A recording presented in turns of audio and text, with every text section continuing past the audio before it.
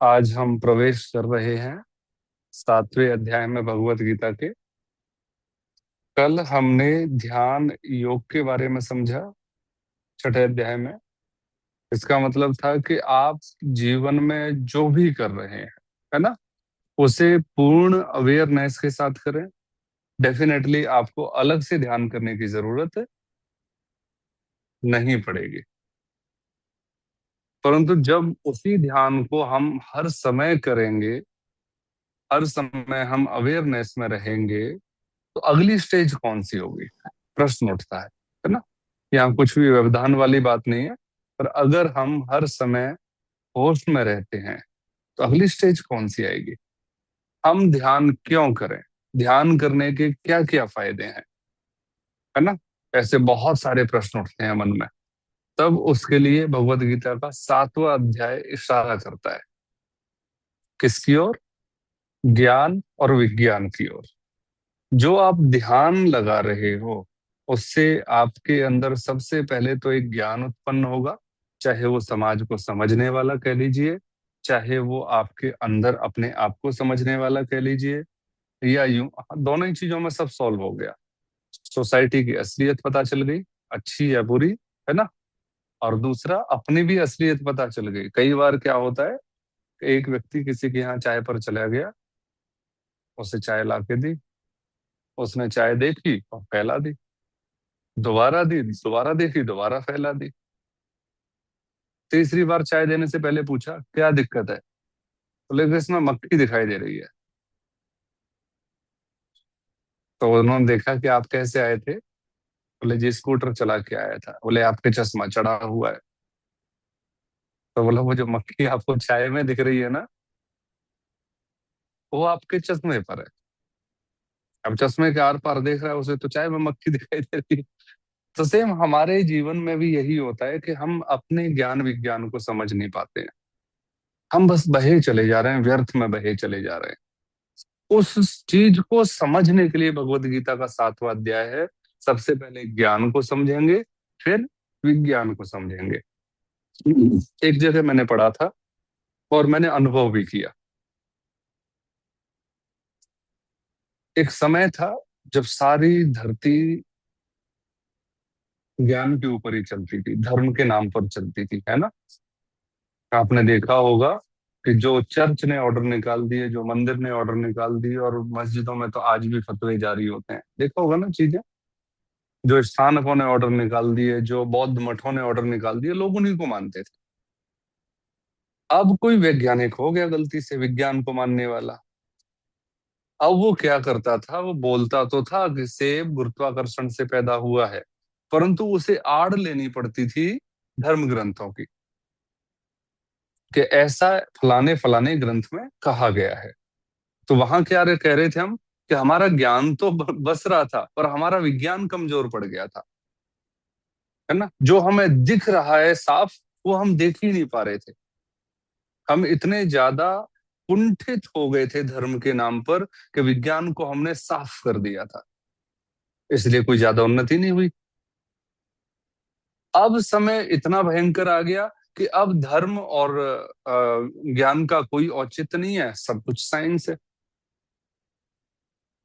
अब जब साइंस कोई नई खोज करता है तो धर्म और ज्ञान को बताना पड़ता है, ये हमारे ग्रंथों में पहले से ही लिखा था।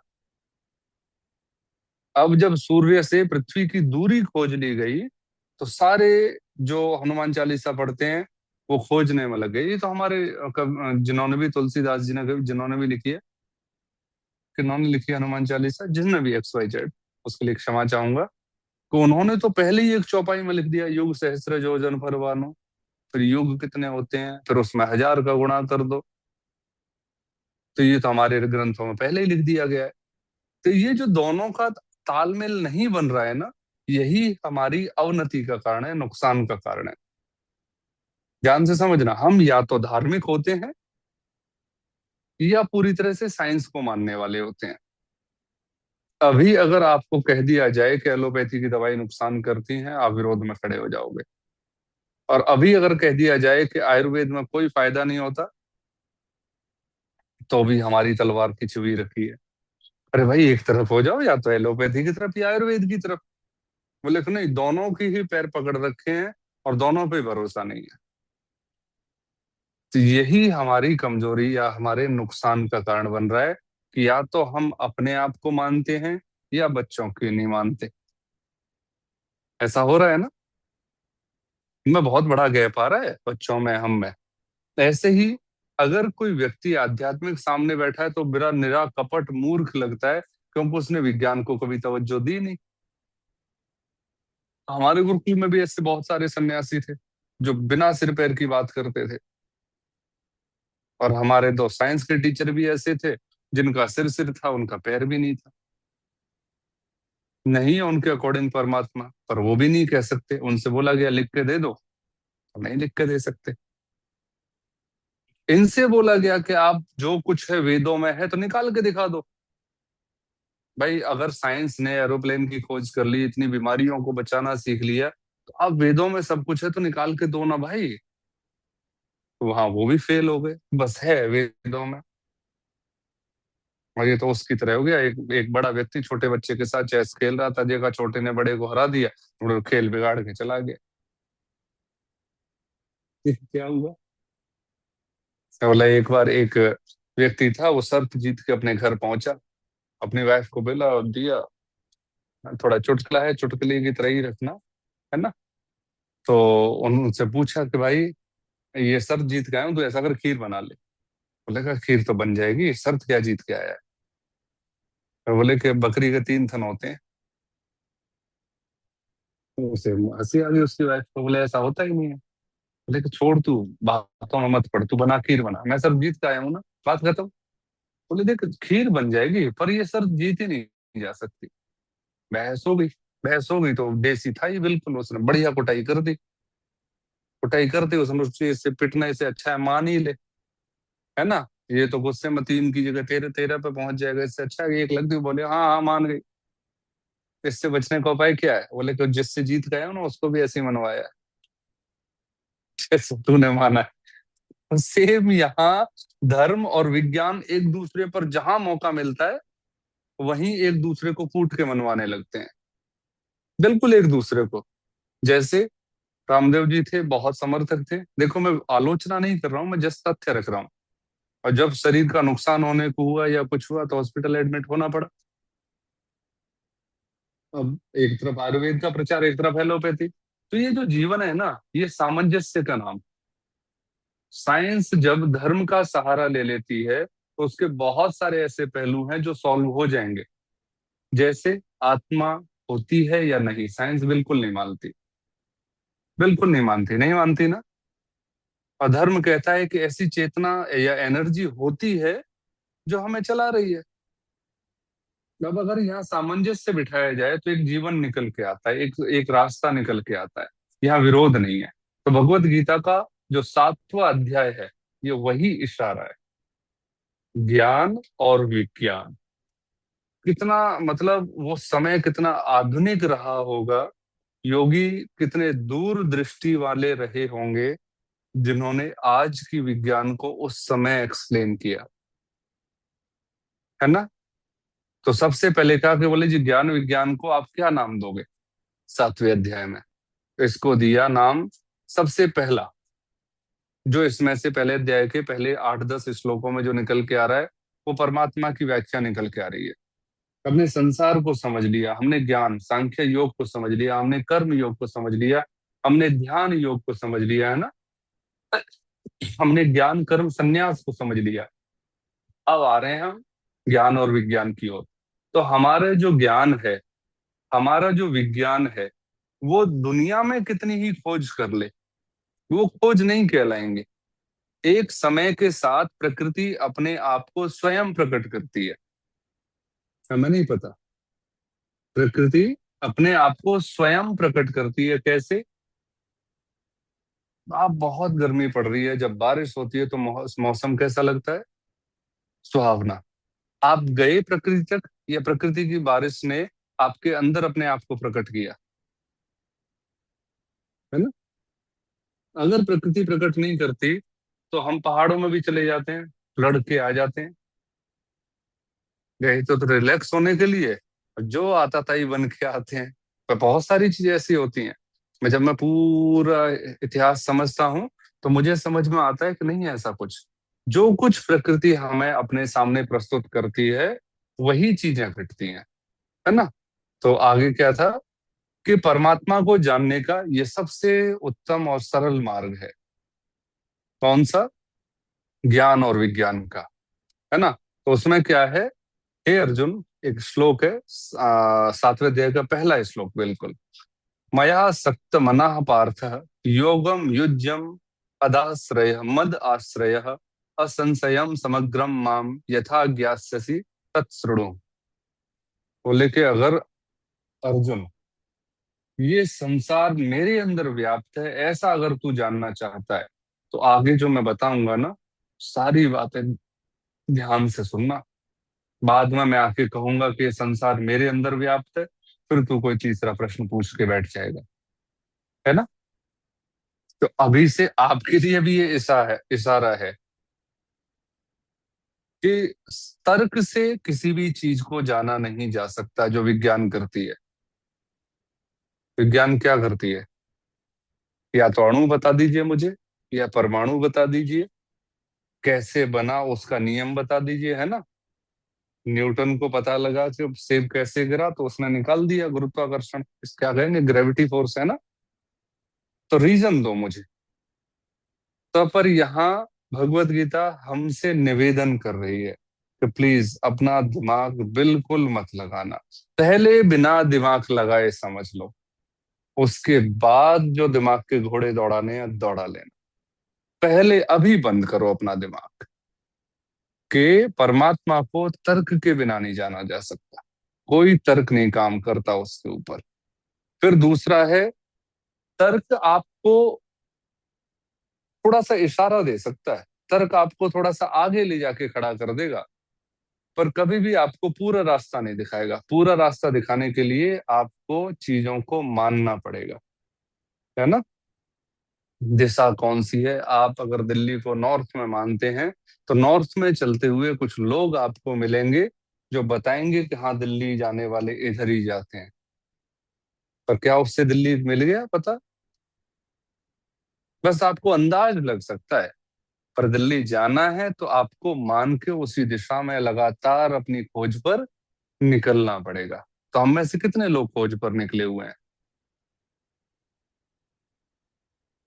बोले जी बता दो, अगर ऐसा ऊट पटांग सवाल पूछोगे तो मन नहीं लगेगा, है ना। नहीं है तो खोज पर निकल है। अब कौन सी खोज पे निकले? चलो नहीं निकले तो अब निकलना तो पड़ेगा, क्योंकि चीजें हमारे आगे आ रही हैं। तो इसमें सिंपल कहा गया है, असंशयम समग्रम माम। तुम्हारे अंदर सबसे पहले तो जो झूठा डर है ना, उसको मुझे सौंप दो, मतलब डर को हटा दो। बिल्कुल अपने आगे की खोज में तुम्हें कोई नुकसान होगा, क्या होगा, या जो भी XYZ तुम्हारे मन में संशय है उनको हटा दो, और अपने भीतर प्रवेश करना शुरू करो। तो हमने कल परसों परले दिन 3 सूत्र बोले थे, कौन कौन सा था? हाँ, सबसे पहले चुप रहना। चुप रहना। हाँ जी, खुल के बोला करो ऊंची आवाज में, आपके कान सुने सबके, मौन आपकी रहना, बोली हुई बात। अकेले रहना और होश में रहना। होश में रहना। चुप रहना है सबसे पहले, अकेले रहना है दूसरे नंबर पर, तीसरा होश में रहना है। अब इसी को कहते हैं अपने अंदर प्रवेश करना। जब आप किसी से कुछ बोल ही नहीं रहे तो क्या आपको बाहर की व्यर्थ सोचनी पड़ेगी? दो सहेलियां बात कर रही हैं, एक ने कह दिया मैंने ये जो आभूषण लिया है ना इतने का लिया फलानी दुकान से, और आपको चुप रहना है। आपके अंदर मरोड़े उठेंगे, कैसे चुप रह पाओगे? पर अगर चुप रह गए तो आप बहुत सारा झूठ बोलने से बच जाओगे, बहुत सारा सोचने से बच जाओगे। फिर भी अगर आप चुप तो रह पा रहे हो, पर अंदर ना बहुत तूफान मचा हुआ है ना, सारी वायलिन नगाड़े गड़ाड़े सब बज रहे हैं दिमाग में, दिल में। तो फिर कहा चलो अकेले हो जाओ, है Vipassana ना। meditation. हाँ It's also जी बिल्कुल, 10 दिन की जो विपासना होती है ना, yes, sir. So हाँ that जी so I वो didn't think यही है। है ना? तो बिल्कुल सही जोड़ा निकाला है। ठीक है। तो तीसरा है, जब हम अकेले रहते हैं, चुप रहते हैं, होश में रहते हैं, तो उससे हमारा एक नया अनुभव पैदा होता है। वो अनुभव इशारा करता है कि हे भगवान, इतने दिन से मैं वैसे ही बकर बकर किए चला जा रहा था, बिना मतलब के बोले चला जा रहा था, बिना मतलब के, कोई किसी से कोई फर्क नहीं पड़ता। चार लोग बैठे हैं, एक बोलना शुरू कर देता है, फिर दो एक साथ बोलना शुरू कर देते हैं। अब हम इज्जत रखने के लिए उसकी तरफ भी देखते हैं, उसकी तरफ भी देखते हैं। वो ये नहीं देख रहे हैं कि हम दोनों ही बोल रहे हैं, बोले चले जा रहे हैं। अब ऐसा होने लगा है, जैसे ही दो जने बोलते हैं, भाई जी एक काम करके आता हूँ, कोई मतलब नहीं है। आपकी अपने जीवन की यात्रा है, एक एक सेकंड है, इसे बेकार मत करो इस चक्कर में कि मैं कुछ बोल रहा हूं और आपको अपने एकांत में बैठना है, तो हाथ जोड़ के निकल लो। नियम है ना, चुप रहना है। और कोई आपके आगे वैसे ही गाल बजाए चला जा रहा है, तो चुप, मुंह से तो मैं चुप हूं, पर दिमाग तो उसकी बातों पर जाएगा ना। तो दिमाग से भी चुप होना है, क्रिया से भी शांत होना है। तो आप निकल लो वहां से। अब आपकी यात्रा किसी को संतुष्ट करने की नहीं है, याद रखना। अब आपकी यात्रा अपने आप को खोजने की है। और अपने आप को खोजोगे तो तल में हम, मेरी आत्मा, हम परमात्मा दोनों मस्त बैठे होंगे, बाहर का नजारा देख रहे हैं कि देखो बाहर कितनी दौड़ लगा रहा है, और अंदर बिल्कुल शांति है। आपने 40-50 दिन की यात्रा में अपने आप को कितना आनंदित कर लिया। सोच रही यात्रा अगर वर्षों की हुई होती, अगर ये यात्रा ऐसे ही आगे चलती रही, तो हम कहाँ पहुंचेंगे। इसलिए कभी कभी ना तर्क रख दिया करो, अनुभव को पूरी तरह से जिया करो। अगला आया कि कृष्ण कहते हैं कि मैं तुम्हें ज्ञान और विज्ञान दोनों बताऊंगा। ज्ञान का मतलब है, भगवान श्री कृष्ण के अकॉर्डिंग, इंफॉर्मेशन। क्या है? इंफॉर्मेशन, है ना? ज्ञान, जानकारी। और विज्ञान का मतलब है रियलाइजेशन।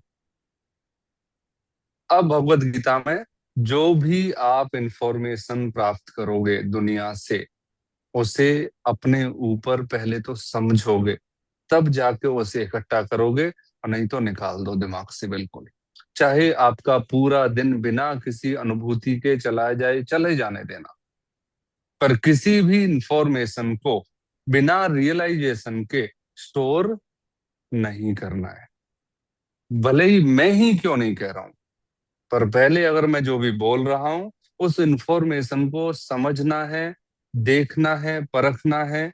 जब वो रियलाइज हो जाए कि हाँ ये इंफॉर्मेशन बिल्कुल सही है, तब उसे गटक जाना है। रिएक्ट करने मत बैठ जाना कि मुझे 1% समझ में आया है, और मैं वो क्या था, वो हल्दी और वो पंसारी बन बैठा। इसी एक कहावत है ना, चूहे को मिली हल्दी और वो पंसारी बन बैठा।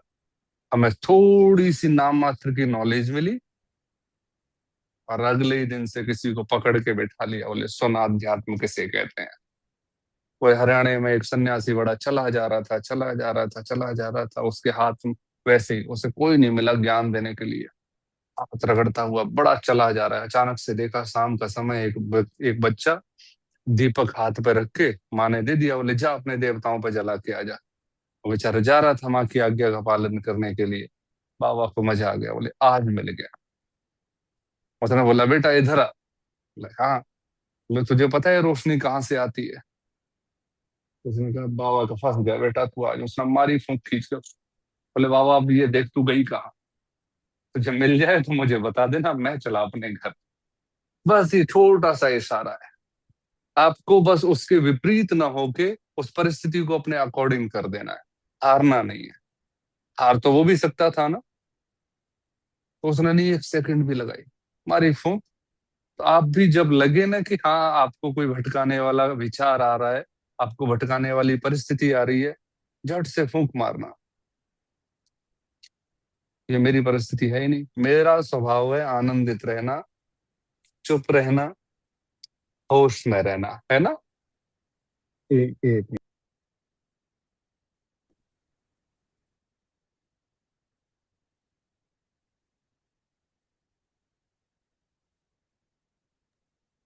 जी। बट क्लियर सर हो गया। ये जैसे होश में रहना, शांत रह के, जैसे अभी हम्म। आपने बोला कि हम सोसाइटी को ज्यादा जानने लग जाते हैं, खुद को ज्यादा जानने लग जाते हैं। तो जी। सोसाइटी को ज्यादा जानने में ये होता है कि आपका जो एनालिसिस है ना वो बहुत ज्यादा बढ़ जाता है एकदम शांत रहने में। तो मोर फिर स्टडी, मोर कंफ्यूजन, हमें समझना हाँ, पड़ेगा, है ना। तो आपको उसमें कुछ जैसे नहीं। सामने पता चल रहा है कि कोई गलत कर रहा है, मुझे ऐसा लगता है पहले तो इतना ध्यान ही नहीं देते, जिसने जो बोला वही कर लिया, वही सोच के छोड़ दिया। अब अगर जी। एनालाइज कर रहे हैं तो पता चल रहा है कि ये कोई सामने सामने गलत कर रहा है, सबके साथ ही गलत हो रहा है। तो उसमें क्या बोलना चाहिए या तब भी चुप ही रहना चाहिए कि जो हो रहा है होते रहे? देखो, दो चीजें हैं। अगर मैं गलत कर रहा हूँ और आप मुझे जानते हो, तो सीधी सी बात है, मैं जानबूझ के कर रहा हूँ। आप मुझे समझाओगे, मेरे पास हजार बहाने होंगे, होंगे ना। तो आप बताओ, आप मुझे समझाना चाहोगे? फायदा है समझाने का? कोई फायदा नहीं। बेटा, ये ऊपर से कॉल आ रहा है, एक बार देखो, विकास को दे देना। हाँ, ठीक है जी। दूसरा, अगर मुझे होश है तो मैं गलत करूंगा ही क्यों? अब भगवत गीता का यही लाइन आपको समझनी है। कहाँ गया?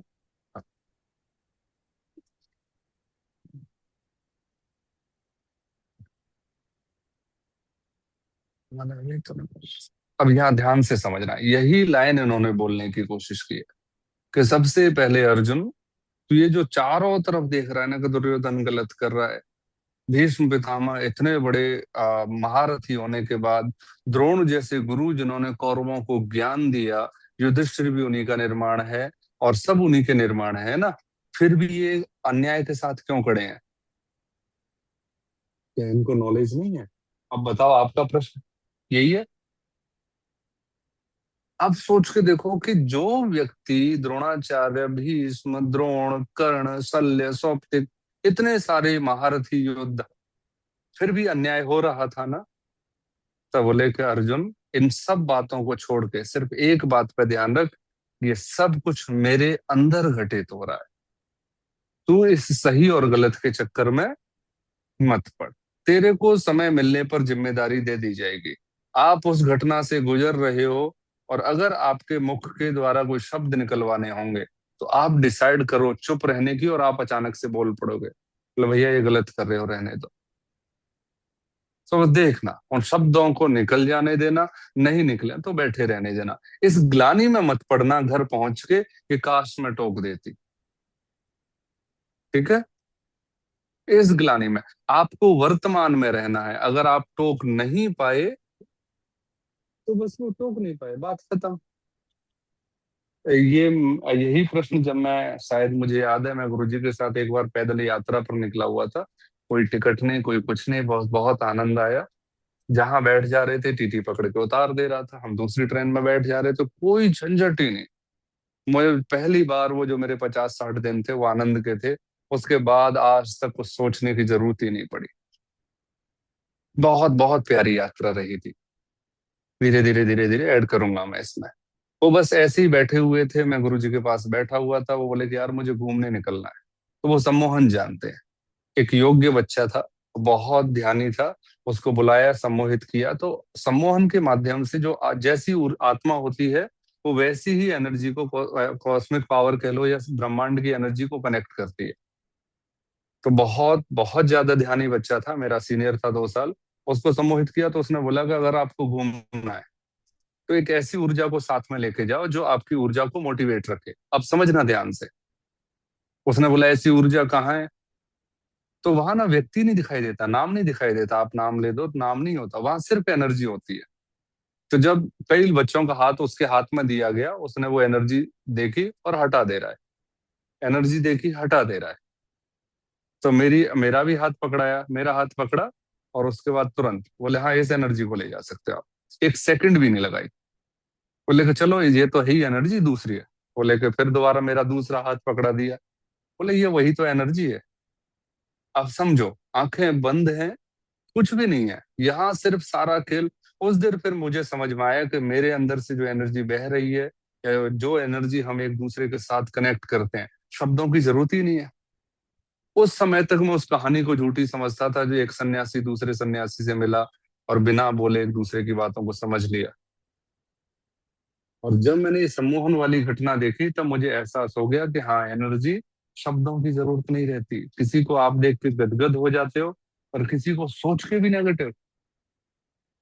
क्या है ये एनर्जी है। आप किसी से कभी मिले नहीं होते, अपनापन फील होता है, और कई बार अपनों के अपनेपन के बाद भी आपको लगता है कि देख कितनी चालाक या कितना चालाक, होता है ना। तो यही सारा एनर्जी का खेल है। तो उसने मेरा जब परमिट बना दिया, मुझे नहीं पता, और मैं आज तक घूमा नहीं उसके बाद। उन्होंने बोला कि चल प्रदीप चलेंगे, मैं भी बस तैयार बैठा कि चलो चलते हैं। अगले दिन सुबह निकले हैं तो बहुत सारी जगह हम घूमे, तो वहां से ये चीजें समझ में आने लगी कि वो डर मेरा बिल्कुल निकल गया। वो आपकी आपकी अनुभूति बन गया।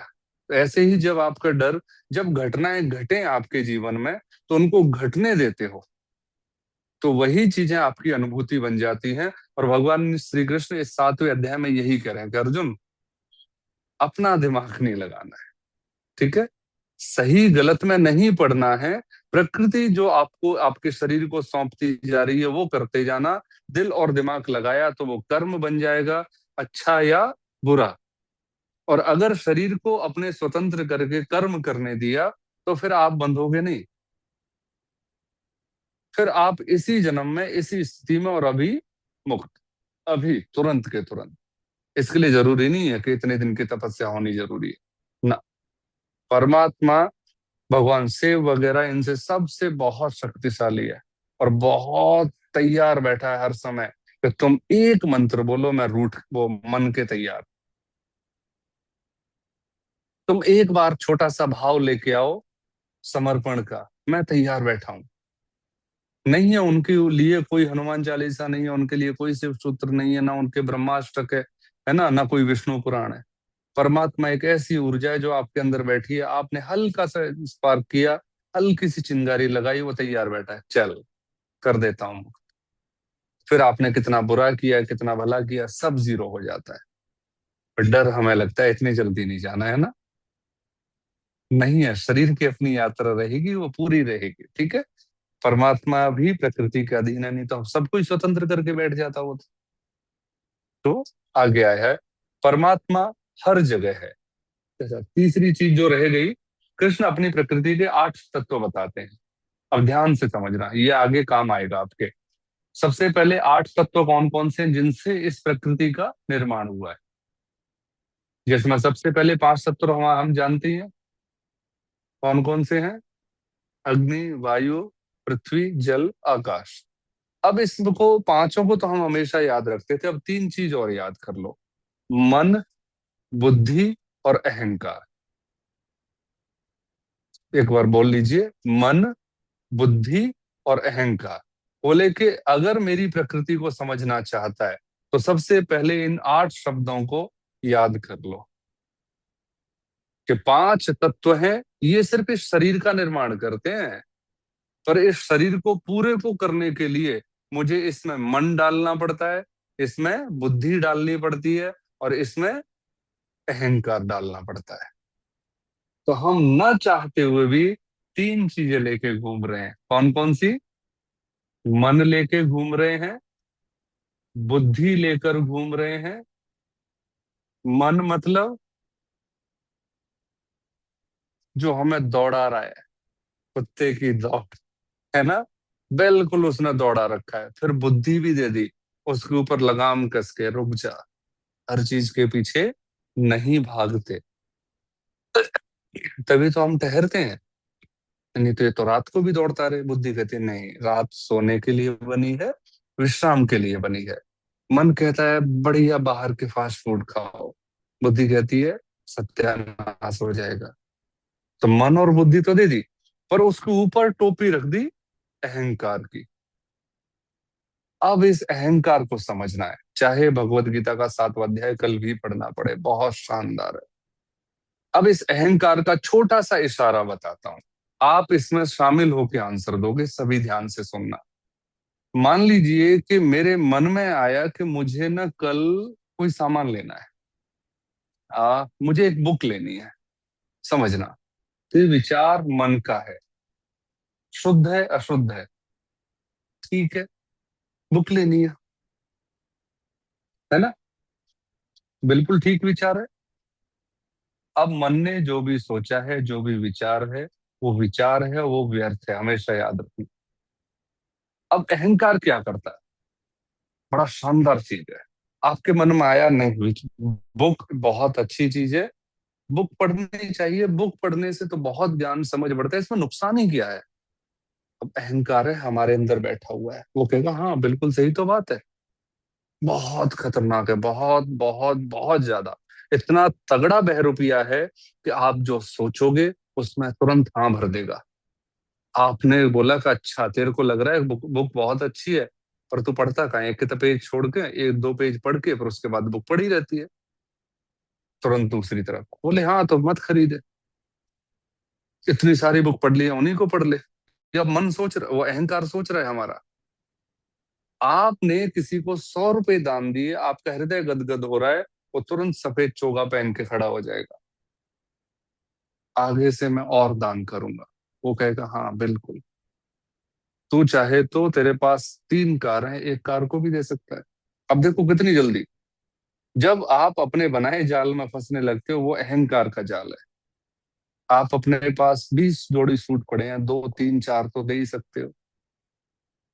आपके पास घर में ये चीजें फालतू हैं, देखो तुरंत बैठा हुआ है, वो आपको रियलाइज करा देगा कि आप राजा हो, आप दानी हो, आप कर्ण बस थोड़ा सा पीछे आगे आपसे। फिर आप कपड़े निकालने जाते हो कि चलो 4 जोड़ी दे देती हूँ। अब अचानक से एक विचार आया कि ये तो अच्छा है, बस अब वो उधर बैठ गया है। जिन कपड़ों को आपने कभी छुआ भी नहीं है, उन्हीं की हाँ भरेगा, और भरे भरे नहीं भरे, फिर कह देगा कल दे देना, कोई बड़ी बात थोड़ी है। तो ये जो हम द्वंद्व के बीच में झूलते हैं, ये किसके कारण है? अहंकार के कारण। किसके कारण? अहम के कारण। मन इतना परेशान करने वाला नहीं है, याद रखना। कौन है परेशान करने वाला? हमारा अहंकार। अहंकार का मतलब ये नहीं है, ध्यान से समझना, कि मैं ही राजा हूं। ये अहंकार नहीं है, ये तो भ्रम है। बस बुद्धि समझ नहीं पाई, आपको समझा नहीं पाई, आपके मन ने बोल दिया। अहंकार ऐसी कोई गलती नहीं करता, अहंकार कभी मार नहीं खाता, कभी मार नहीं खाता, कभी बुराई नहीं करवाता अपनी। बुराई कौन करवाती है? बुद्धि। जैसे ही वो कमजोर पड़ी, बीमार हुई, आप बुराइयों में उतर जाते हो, है ना?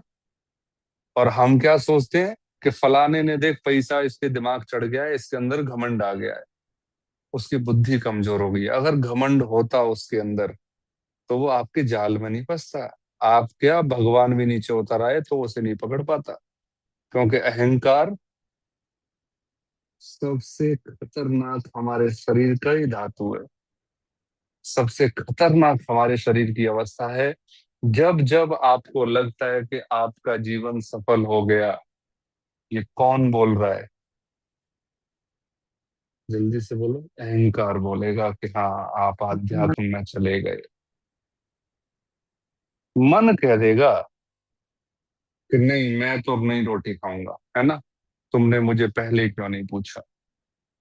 पर अहंकार, अहंकार तुरंत कहेगा चुपचाप अपनी इज्जत करवा ले, बेइज्जती हो जाएगी। तुरंत आपको लाइन पे ले आएगा, वो कभी फंसने नहीं देगा।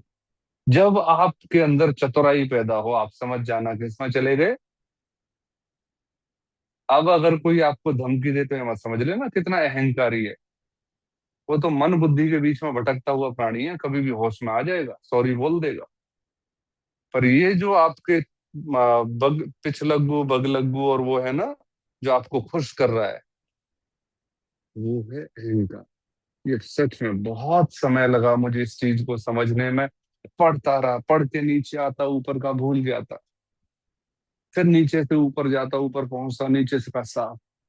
फिर मैं कहा देखते हैं कितने दिन साफ रहता है। धीरे धीरे एहसास हुआ, खुद निकाला, खुद समझा कि हम तो अहंकार के नाम पर किसी और के एड्रेस पे बिल भेज रहे हैं। और वो किसी और एड्रेस पे रहता है, मजे ले रहा है ना। तो अब आपको, आप बोलो, आपको जो समझ में आया अहंकार को लेके।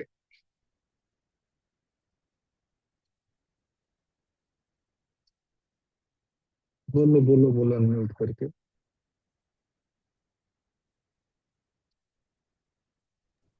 जो गलत रास्ते पे लेके जाए, गलत चीजों को बढ़ावा दे। वो तो मन, वो मन भी, वो मन है, वो बेचारे को पता ही नहीं है गलत सही क्या है, उसे तो बस अच्छा लग जाता है, घुस जाता है।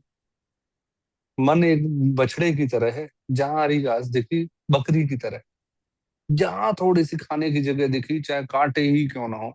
देखा है बकरी को? बकरी कांटे के पेड़ में से भी पत्ते चुन के खा जाती है।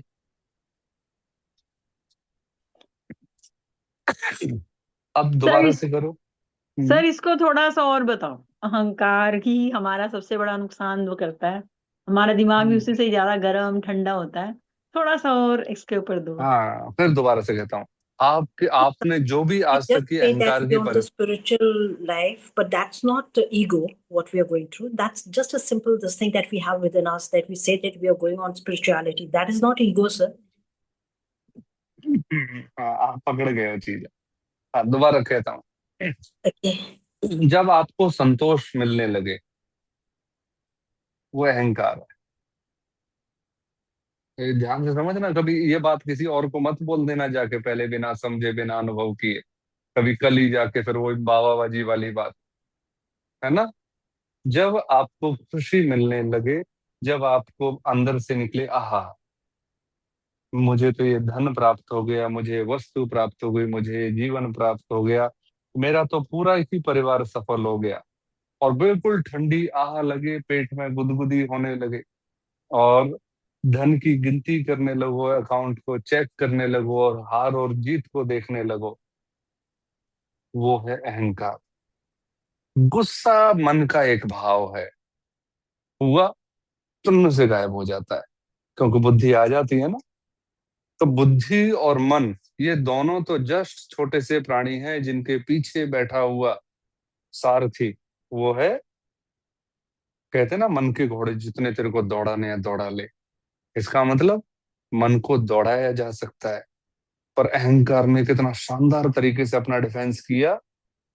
बोले कि तेरा मन ही दुश्मन है तेरा, मैं तो छोटा सा क्षणिक हूं, और मन बेचारा क्षणिक था, वो सार्वभौमिक हो गया, है ना। और अहंकार जो सार्वभौमिक था, वो क्षणिक हो गया। तो ये जो अहंकार है दुर्योधन का, अब दुर्योधन से समझिए, दुर्योधन जो जमीन नहीं दे रहा है, ये उसका अहंकार है या उसका मन है? जितना भी गलत है ना, वो याद रखने ना, मन की गलती है। मन के माने मत चलियो, मन बेमौत मरवा देगा, है ना। पर जितनी भी उसे खुशी है, कारण है, वो जो लड़ रहा है ना, युद्ध के लिए तैयार हो रहा है, वो उसका मन है। पर उस मन को दौड़ाने वाला, कि मैं किसी से सबसे जीत जाऊंगा, है ना, तू जीत जाएगा, दुर्योधन को जो भाव आ रहा है ना, कि मेरे पास नारायणी सेना है, ये जो खुशी का भाव है, ये कौन है? ये है अहंकार, कि मैं जीत जाऊंगी, या मैं जीत जाऊंगा, मैं ये पा लूंगा, मैं ये कर दूंगा। ये कौन है? अहंकार। बहुत शानदार तरीके से है। आप एक एक शॉपिंग करने जाते हो, हाँ ठीक है जानवी जी, आप शॉपिंग करने जाते हो, एक छोटा सा बहाना होता है आपके अंदर, कि कोई बात नहीं, भगवान ने पैसे दिए ही किस लिए, है ना, जीवन का आनंद ले लो, आपके पास है तो सदुपयोग कर लो, इतने प्यार से जो समझा रहा है ना, वो है अहंकार। बहुत शानदार तरीके से, बिल्कुल माँ बन जाएगा, बिल्कुल ऐसे फील करा देगा कि नहीं, तेरे अलावा मेरे लिए कोई है ही नहीं, और मैं भी बस तेरे लिए हूं, है ना। जब कपल में लड़ाई होती है और बच्चे होते हैं, तो माँ कहती है अक्सर, मैं इनके कारण रुकी हुई, तेरे, ठीक है। तो ये अहंकार जो है, वो तुरंत इतना शानदार बहरूपिया है कि थोड़ी सी ठंडी आह भी हुई ना आपके अंदर, समझ जाना अहंकार, वाह मेरे शेर, तूने जगह मिलती जगह बना ली। आपको लगे कि हाँ मैं सही जा रही हूं, अहंकार है। आपको लगे कि वाह परमात्मा कितनी शानदार प्रकृति का आनंद है, आप फंस जाओगे, है ना। पर नहीं, अभी समझ लो, मैंने बोला ना अपना दिमाग नहीं लगाना है। बच्चे की मुस्कुराहट में उस दिन भजन पढ़ रहे थे ना, कोयल की कू कू में, है ना। और देखो कैसी पत्ते की कतरन न्यारी न्यारी कर रखी है भगवान ने, उसमें सब में तो भगवान दिख रहा है। और जब आपको सच में पत्ते में ही भगवान दिखने लगे कुछ देर के लिए, तो समझ जाना किसने ढोंग कर लिया। हाँ, ये बहुत तुरंत कहते हैं ना, खुशी के आंसू हैं। खुशी के आंसू नहीं है, अहंकार तुम्हें फद्दू बना रहा है। खुशी की तो अपनी चेतना होती है, बस होती है, उसके लिए कोई खिलखिलाहट नहीं चाहिए। वो तो एक हुजूम होता है, किसी को एक्सप्लेन करने की जरूरत नहीं।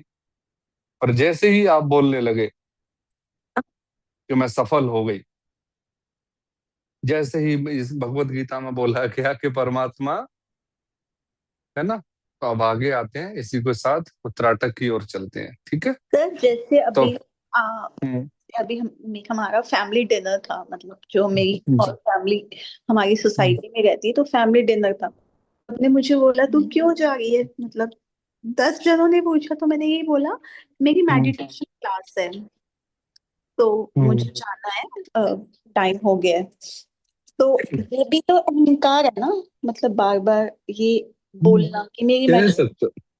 आपको देखो, अहंकार वो नहीं है कि मेरी मेडिटेशन क्लास है, ध्यान से समझना। किसी और को ये पर बताना कि मैं मेडिटेशन कर रही हूँ, ये अहंकार ही बस, तो हुआ। हाँ, आपने इंटेंशनली बताया तो अहंकार हुआ। आपने इंफॉर्मेशन दी तो जस्ट वो इंफॉर्मेशन है, ध्यान से। हम इसी की प्रैक्टिस करने वाले हैं, इसलिए 18 अध्याय हैं भगवत गीता में, नहीं तो एक ही हो सकता था। हम नंबर वाइज प्रैक्टिस करने वाले हैं। अहंकार ये नहीं था कि आपने बता दिया, अहंकार ये है कि मैंने क्यों बताया। अब वो ना आपको ग्लानि से भर रहा है। मैंने बोला दोनों करवट बैठ जाता है ये तुरंत, एक सेकंड में इधर, एक सेकंड में इधर, बिन पैंदी का लोटा आपको ग्लानि से भर देगा कि मुझे क्यों बताया मैंने। ये अहंकार है। बोले हाँ तू अहंकारी है, गलत बताया तूने। जब आप सही गलत के चक्कर में पड़ जाओ ना, हाँ ये परिभाषा निकल के आई है। जो आपको सही गलत में फंसा के रखे, सुख दुख में फंसा के रखे, दोनों तरफ आप जब डोलने लगो, आप अहंकार में झूल रहे हो, ये याद रखना, ठीक है। जब आपको लगे कि ये सुख आ गया, तो समझ लेना मन ने, उसने दिखाया है, आपके अहंकार ने। जब लगे ना कि हाँ ये सुख का पल है, तब समझ जाना फिर देखिए करवट ले गया। ये ऐसा है कि एक चुटकुला है, दो आदमियों में लड़ाई हो रही थी। एक एक एक एक स्त्री अपने प्रेमी के साथ कहीं बाजार में खड़ी थी। पहुंच गया उसका हस्बैंड, उसने देखा अपनी वाइफ को, उस आदमी को पीटना शुरू कर दिया।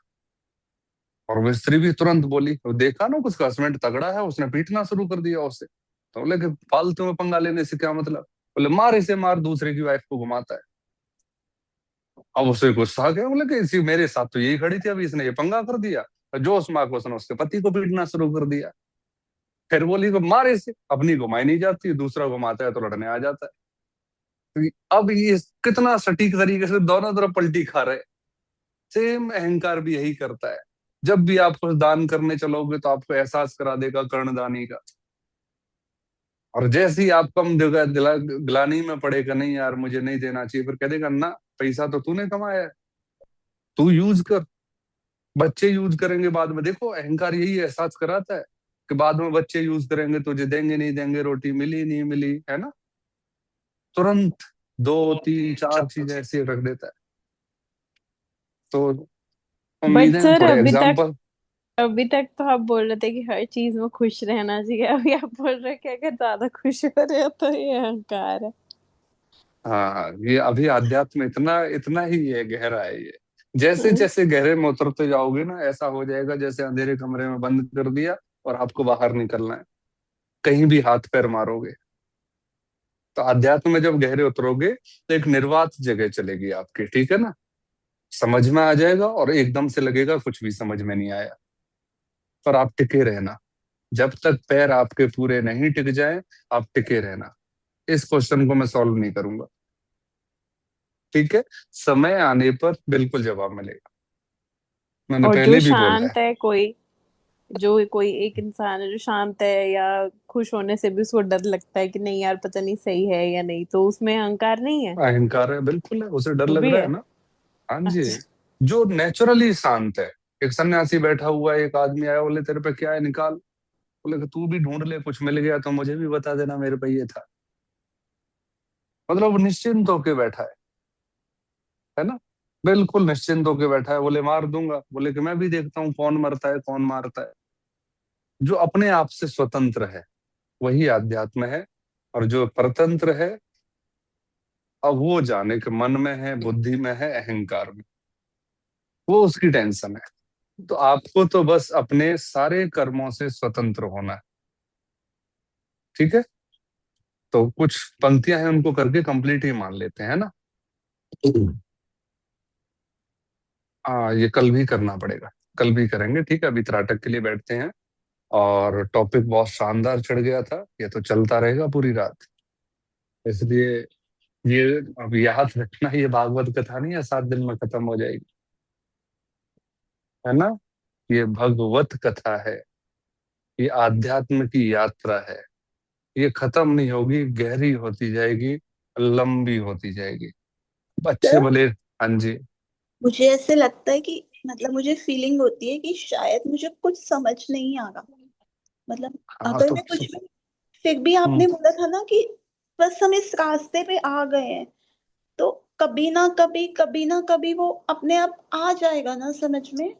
बिल्कुल बिल्कुल, आपको समझने की कोशिश ही नहीं करनी है, आपको सिर्फ उपस्थित रहने की कोशिश करनी है। मान के चलिए हमारे हृदय ने एक छोटा सा भाव पकड़ लिया, ठीक है? कोई छोटा सा भाव, आज नहीं समझ में आई कोई बात, कल नहीं समझ में आई, पर कोई व्यवहारिक बात तो समझ में आएगी ना। जैसे कि आज आपको अहंकार की चाल समझ में आ गई, थोड़ा भले ही समझ में आया। जैसे आपने पूछा, सिर्फ एक प्रश्न पूछा कि अगर मैं अपने समाज, अपने साथियों में बैठी हुई हूं और मैं ये बोल के आ गई कि मैं मेडिटेशन करने जा रही हूँ, तो वो क्या समझेंगे? बैक एंड में माइंड ये सोच रहा है ना, उनको बताने की क्या जरूरत थी? आपको अगर ये रियलाइज भी हुआ है ना, तो ये भी तो बैठने के बाद हुआ, नहीं तो नहीं होता। तो मतलब आप हर मुझे ऐसे दिन। लग रहा था कि शायद ये भी क्या मैं उनको इम्प्रेस करने के लिए बोल रही थी क्या, कि मैं हाँ, तो मेडिटेशन। हाँ, यही है, यही जो आपके अंदर कुलबुलाहट उठेगी ना, कि अध्यात्म उन चीजों को तोड़ रहा है। ये ऐसे है जैसे इंजन के अंदर से ऑयल निकालने के लिए बस एक पिन पॉइंट होता है।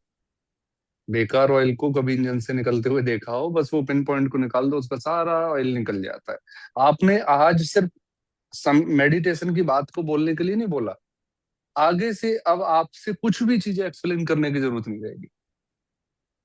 अब आपको, आप सौभाग्यशाली हो, ये रियलाइज हो गया, अब आप किसी को इम्प्रेस करने के झंझट से मुक्त हो गए, सिर्फ मेडिटेशन के कारण। आपको आना था, ये घटना घटी, अब अगली बार कहोगे प्लीज मुझे जाना है। अब बिल्कुल हो सकता है एक और महीना निकल गया ना हमारा, हमें झूठ बोलने के लिए ताकत लगानी पड़ेगी। मैं कह रहा हूँ झूठ बोलने के लिए, हम सच बोलने लगेंगे नहीं, हमें अगर कहीं कुछ बोलना भी पड़ा तो ताकत लगानी पड़ेगी। तो आप निकल जाओगे इन सारी चीजों से, ठीक है ना? बस ग्लानि से नहीं भरना है, ओके? कि मैंने क्यों बोल दिया, आपने इसलिए बोला था ताकि इस पल आप रियलाइज कर सको और आगे बढ़ सको, ठीक है ना? हम सब गलती करके ही आगे बढ़ते हैं और आपकी कोई गलती नहीं है। तो ये लाइन मुझे जोड़नी पड़ रही है। आपने, बाकी आपने जो किया गलती नहीं है, आपने एक कर्म किया, उसका रियलाइजेशन हुआ, आपने उनको इन्फॉर्मेशन दी, आपके लिए रियलाइजेशन बन गया। इसी का नाम है 7वां अध्याय। वो जो ज्ञान था अब वो विज्ञान हो गया। अभी तक आपके लिए मेडिटेशन एक ज्ञान था, पर जब आप अभी बोल के आए इस सिनेरियो में, वो क्या बन गया? विज्ञान बन गया। वो तो नुकसान जैसा कुछ भी नहीं है। चलो आइए, 5 मिनट तो डेफिनेटली नाटक करेंगे, जल्दी सर से मैं नहीं तैयारी कर कर लीजिए। पाऊंगी, कोई मुझे। बात नहीं, सर कोई बात नहीं। हाँ थैंक यू जी, हाँ सर। जी। थैंक जी यू। जी, सर संतोष जी। यहाँ पर मतलब कि सबसे बड़ा प्लस पॉइंट क्या हुआ है कि इनको अपने मन को देखना आ गया कि हम्म। मेरे मन के भाव क्या है। पहले तो पता ही नहीं था, बिल्कुल। पहले तो एक तीर छोड़ दिया कि हो गया, हम्म। बात कर दी। पहले भी ऐसे लेकिन तीर छूटते रहे थे। लेकिन अब तीर छोड़ा है ना, तो तीर किस दिशा में जा रहा है अपने मन को देखना आ गया। और ये कह रहे हैं ना, हम्म। असर नहीं होगा, बोला ना, रसरी आवत जात के सिल पर सिल परत पर पड़त निशान। निशान। तो अब असर ये होगा। तीर छोड़ने से पहले सोचना करेंगे, है ना। और हो सकेगा अब तीर छोड़ने ही बंद हो जाए, या एक दो तीर और छोड़े, तो ये लगातार कनेक्शन बनता चला जाएगा। एक टाइम आएगा कि कोई तीर नहीं बचेगा, कोई शिकायत नहीं बचेगी। जब आपके जीवन के संघर्षों को लेके लोग आपसे बात करेंगे ना, तो आप कहोगे यार क्या बात लेके बैठ गए। अभी ये लगता है कि नहीं, मैं अपने संघर्ष बता रही हूँ, बता रहा हूँ। एक टाइम के बाद लोग आपको बेचारा समझेंगे और आप कहोगे इसमें बेचारे जैसी बात ही क्या थी, है ना।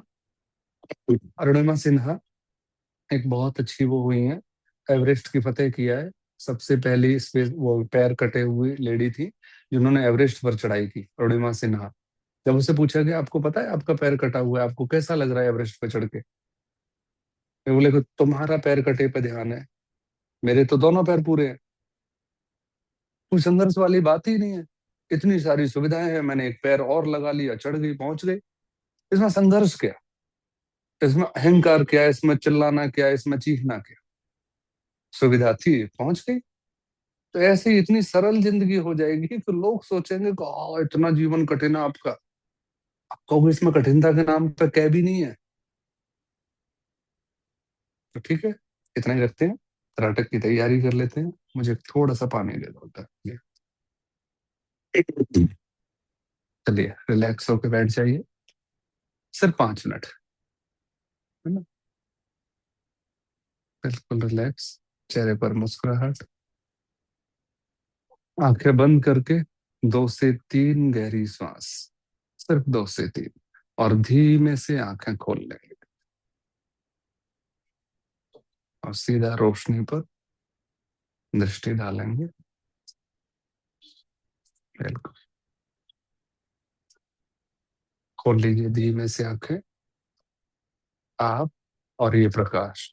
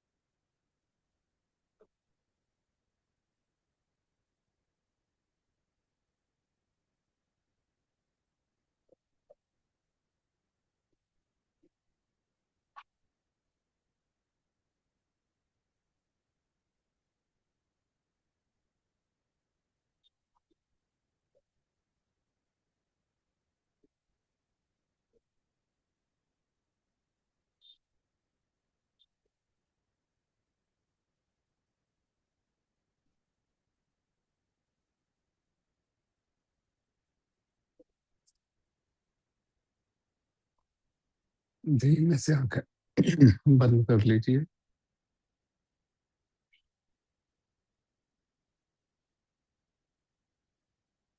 बस अपने अंदर की शांति को, जहां न कोई आनंद है न कोई दुख, बस एक स्थिरता है, शांति है, एक निर्भीकता है।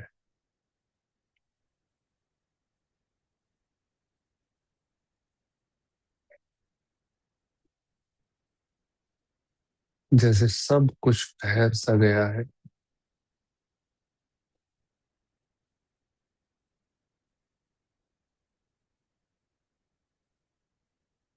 शरीर जैसे एक निर्जीव वस्तु की तरह स्थिर हो गया है।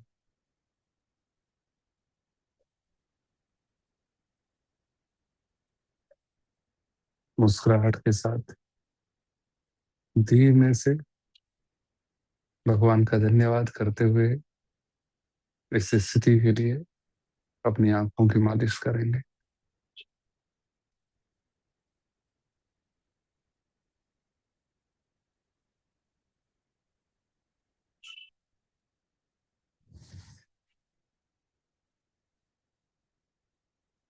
और परमपिता परमात्मा की अच्छी कृपा है कि ये जाते जाते विचार पैदा हुआ। धीमे से आंखें खोल लेंगे और रोशनी कर लेंगे। 2 मिनट का समय और चाहिए होगा। जैसे अभी आप देख रहे थे एक प्रश्न, हम जब त्राटक करके और जब आंखें बंद कर रहे थे तो बिल्कुल खाली से हो जाते हैं, है ना, कुछ पल के लिए। अर्थात हम में और इस टेबल में या इस घड़ी में कोई अंतर नहीं रह जाता। अर्थात हमारा मन, बुद्धि और अहंकार, तीनों ही चीजें विसर्जित हो जाती हैं। सिर्फ पंच तत्व वाला ये शरीर रहता है, ये आत्मा रहती है।